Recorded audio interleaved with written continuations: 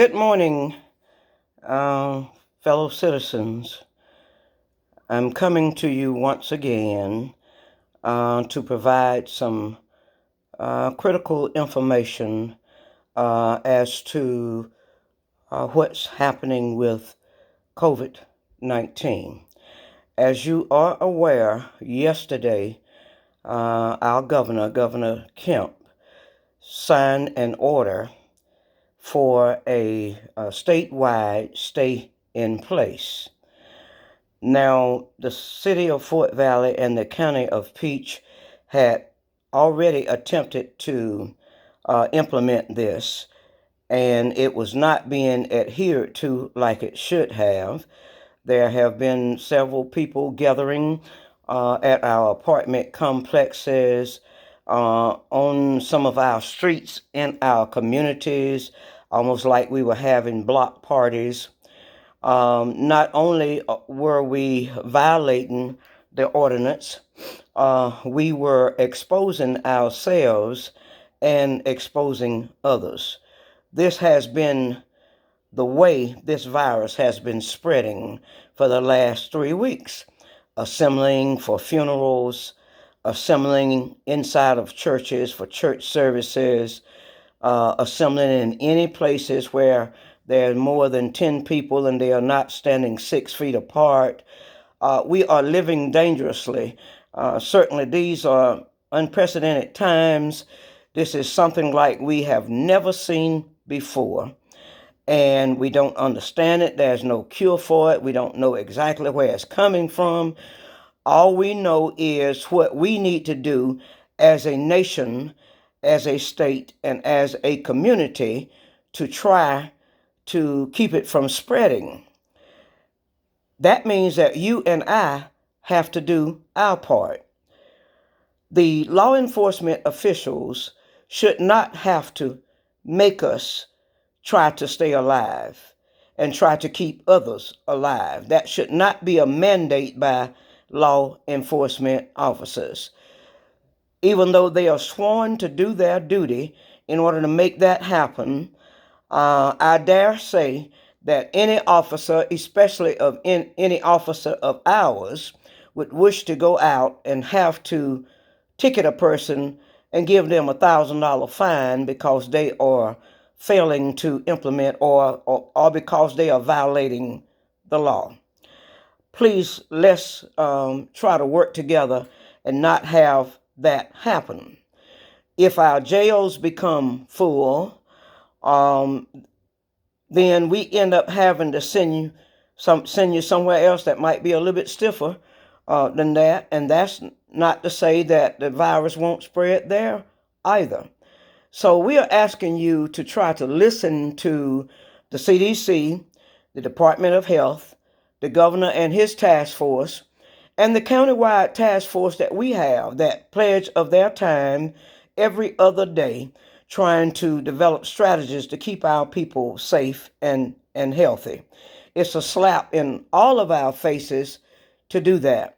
People are still dying, and it's not just people my age. Young people are also dying because they refuse to adhere, and that's a careless way to live. Now we have overcome all the wars that we have been through since World War I. This too is a war. Ever since World War I, people were killed.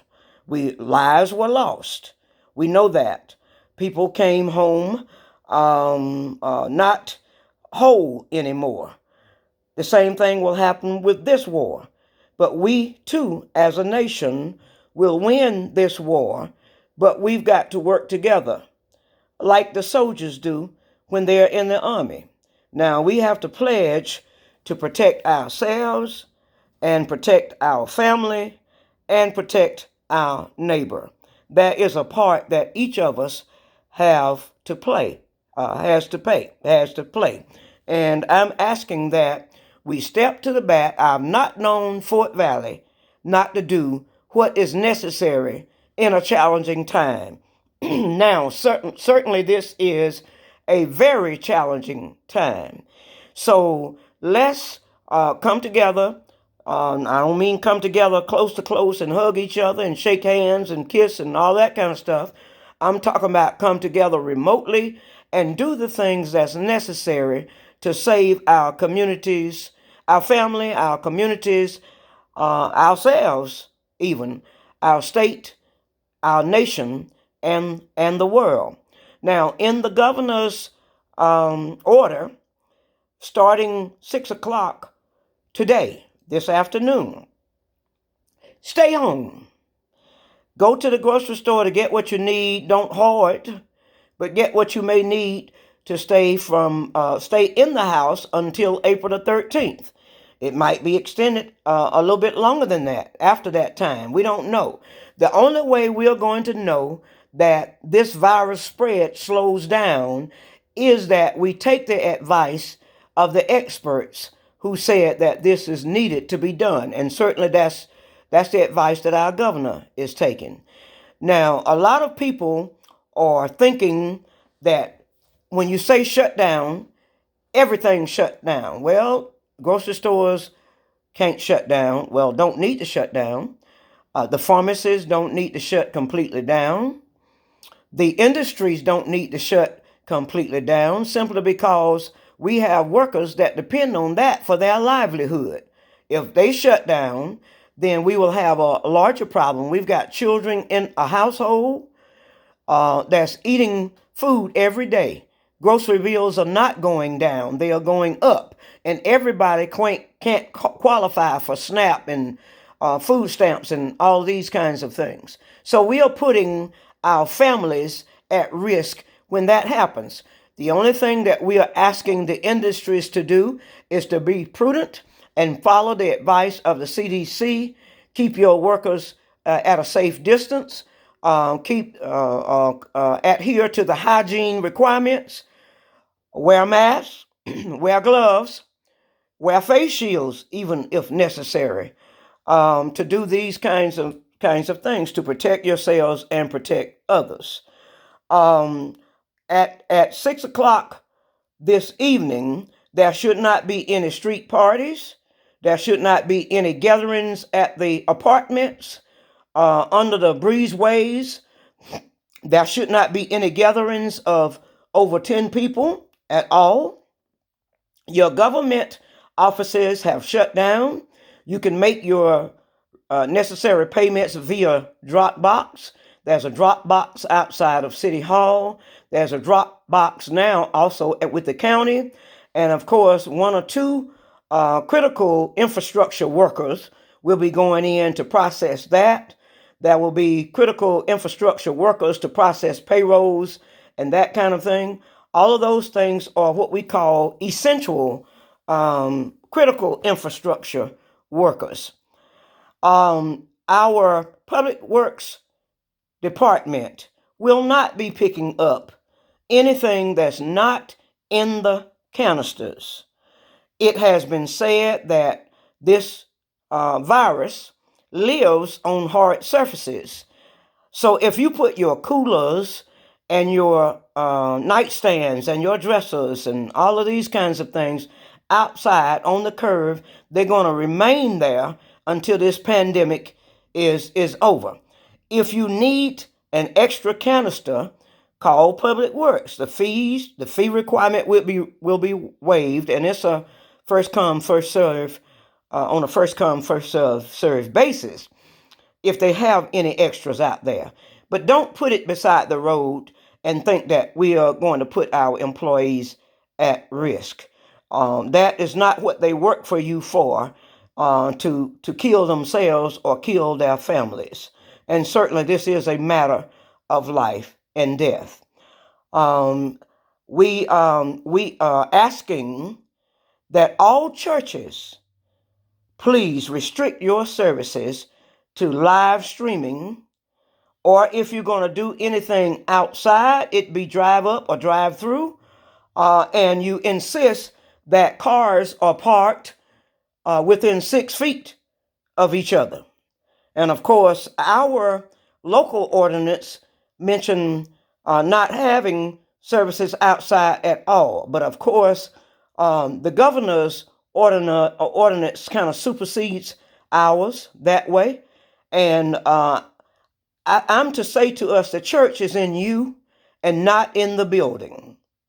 Once again, the church is in you and not in the building. So if we see a message by plane, even dragging along so that we can look up and see it, it's still the message. If we see a message inside on YouTube or on Facebook or live streamed, that message is still the message. So if you have nothing in you, then you have to be among others or around others so that they could spread it, and we still don't know whether it would be inside of you. So please, ma'am, and please, sir, during these unprecedented times, let's restrict our coming together that way for the safety of us and others. Funeral directors have been asked to limit their services to graveside services, and certainly you are to stand at least 6 feet apart from each other during those kind of services. I can't say enough, the first deaths in Georgia occurred by people attending funerals in Albany, Georgia. And as you know, there have been more deaths down there than there have been anywhere else. And the next group of individuals that we heard about was in Cartersville, Georgia, wherein a church insisted upon having services. And 41 people were infected at that time, 41 to 46 at that time. There was a church in Florida who insisted upon continuing to come together to have service, and the pastor got arrested. So we are not pushing this. We are not saying that this is going to happen to us. We are saying that we don't need to be forced to do what we know is right. So please, ma'am, and please, sir, consider that. Consider yourselves, your family, your neighbors, and your constituents within your community. Until we get more information, remember 6 o'clock Friday evening, April the 3rd through April the 13th, is statewide shelter in place. Please, ma'am, and please, sir, stay home. Stay safe, stay sanitary, and stay healthy. Thank you very much. Until the next time.